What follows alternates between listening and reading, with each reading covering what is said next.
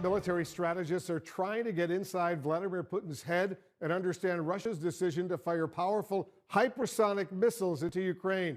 Brian Todd is looking into the story for us. Brian, these missiles are very fast and they're very dangerous. Right, Wolf. You know, we've been reporting on the development of hypersonic missiles for months now, but this is the first known use of these missiles in combat. We have new information tonight on the capabilities of these missiles used by the Russians and the possible reasons why they launched them.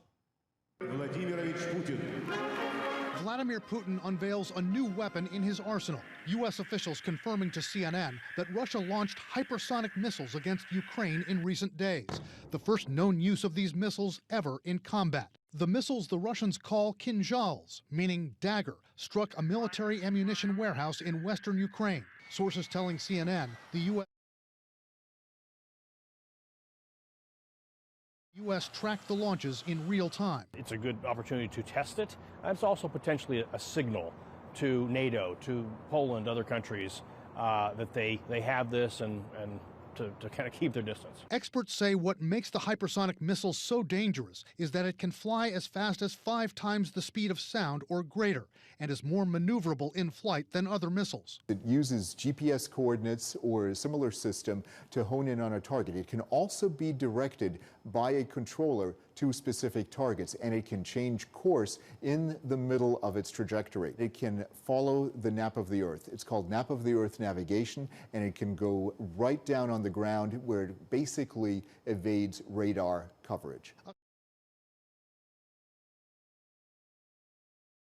A senior U.S. defense official tells CNN Putin's deployment of a hypersonic missile to hit that ammunition warehouse, quote, is a bit of a head scratcher. Why would you need a hypersonic missile fired from not that far away to hit a building? Defense Secretary Lloyd Austin also wondered that aloud in an interview with CBS as he downplayed Russia's use of the weapon. I don't think that this in and of itself will be a game changer. You kind of question why he would do this. Is he running low on precision-guided munitions?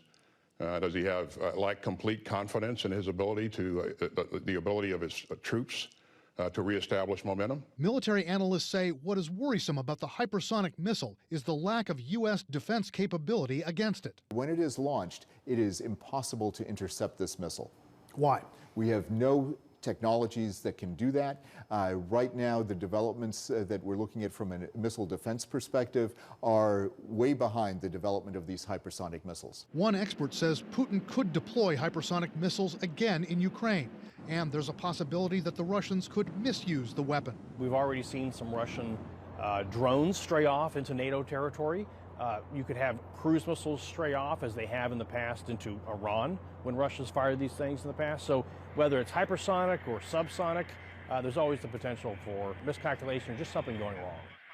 Just moments ago, President Biden confirmed Russia's use of hypersonic missiles, saying it's almost impossible to stop it. There's a reason they're using it, end quote from the president, Wolf. It's a pretty scary capability.